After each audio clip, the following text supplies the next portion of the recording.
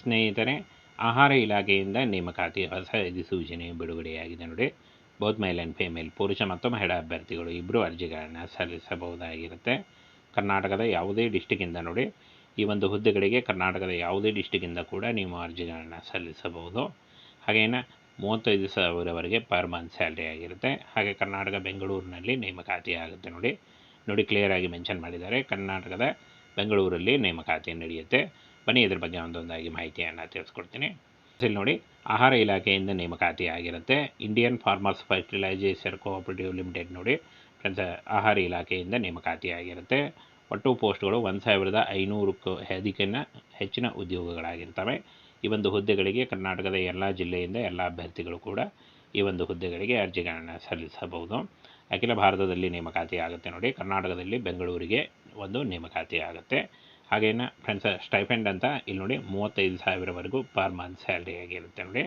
ಹಾಗೇನ ಈ ಒಂದು ಹುದ್ದೆಗಳಿಗೆ ಅರ್ಜಿ ಸಲ್ಲಿಸುವಂಥ ಅಭ್ಯರ್ಥಿಗಳು ಪದವಿ ನೋಡಿ, ಎನಿ ಡಿಗ್ರಿ BE BTech ಆದಂಥ ಅಭ್ಯರ್ಥಿಗಳು ಕೂಡ ಈ ಒಂದು ಹುದ್ದೆಗಳಿಗೆ ಅರ್ಜಿಗಳನ್ನು ಸಲ್ಲಿಸಬಹುದು.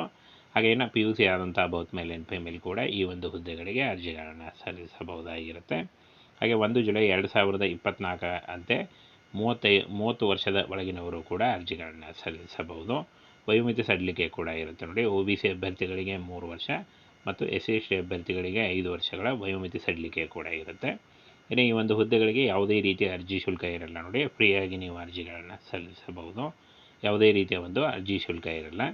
ಇನ್ನು ಆಯ್ಕೆ ಪ್ರಕ್ರಿಯೆಯನ್ನು ನೋಡೋದಾದರೆ, ಪ್ರಾಥಮಿಕ ಕಂಪ್ಯೂಟರ್ ಆಧಾರಿತ ಆನ್ಲೈನ್ ಮತ್ತು ವೈಯಕ್ತಿಕ ಸಂದರ್ಶನ ಮೂಲಕ ನೋಡಿ. ಇಲ್ಲಿ CBT ಒಂದು ಪರೀಕ್ಷೆ ಇರುತ್ತೆ, CBT ಪರೀಕ್ಷೆ ಇರುತ್ತೆ. ಹಾಗೆ ಆನ್ಲೈನ್ ಪರೀಕ್ಷೆ ನೋಡಿ, ಪ್ರಾಥಮಿಕ ಕಂಪ್ಯೂಟರ್ ಆಧಾರಿತ ಪರೀಕ್ಷೆ ಮತ್ತು ವೈಯಕ್ತಿಕ ಸಂದರ್ಶನದ ಮೂಲಕ ಆಯ್ಕೆಯನ್ನು ಮಾಡಿಕೊಳ್ಳಲಾಗುತ್ತೆ. ಇನ್ನು ಈ ಒಂದು ಹುದ್ದೆಗಳಿಗೆ ಯಾವ ರೀತಿಯಾಗಿ ಅರ್ಜಿಗಳನ್ನು ಸಲ್ಲಿಸಬೇಕು ಅಂತ ನೋಡೋದಾದರೆ, ಇಲ್ಲಿ ನೋಡಿ, ಆನ್ಲೈನ್ ಮೂಲಕ ಅಫಿಷಿಯಲ್ ವೆಬ್ಸೈಟ್ಗೆ ಹೋಗಿ ನೀವು ಅರ್ಜಿಗಳನ್ನು ಸಲ್ಲಿಸಬಹುದು. ಅಫಿಷಿಯಲ್ ವೆಬ್ಸೈಟ್ನ ನೇರ ಲಿಂಕು ವಿಡಿಯೋ ಡಿಸ್ಕ್ರಿಪ್ಷನ್ ಬಾಕ್ಸಲ್ಲಿರುತ್ತೆ ನೋಡಿ. ಅಲ್ಲಿ ಹೋಗಿ ನೀವು ನೇರವಾಗಿ ಅರ್ಜಿಗಳನ್ನು ಸಲ್ಲಿಸಬಹುದು. ಇನ್ನು ಕೊನೆಯ ದಿನಾಂಕ ನೋಡಿ, 12 ಆಗಸ್ಟ್ 2024 ಅರ್ಜಿ ಸಲ್ಲಿಸಲಿಕ್ಕೆ ಕೊನೆಯ ದಿನಾಂಕ ಆಗಿರುತ್ತೆ ನೋಡಿ. ಈ ಒಂದು ಕೊನೆಯ ದಿನಾಂಕದೊಳಗಾಗಿ ಆನ್ಲೈನ್ ಮೂಲಕ ನೀವು ಅರ್ಜಿಗಳನ್ನು ಸಲ್ಲಿಸಬಹುದು.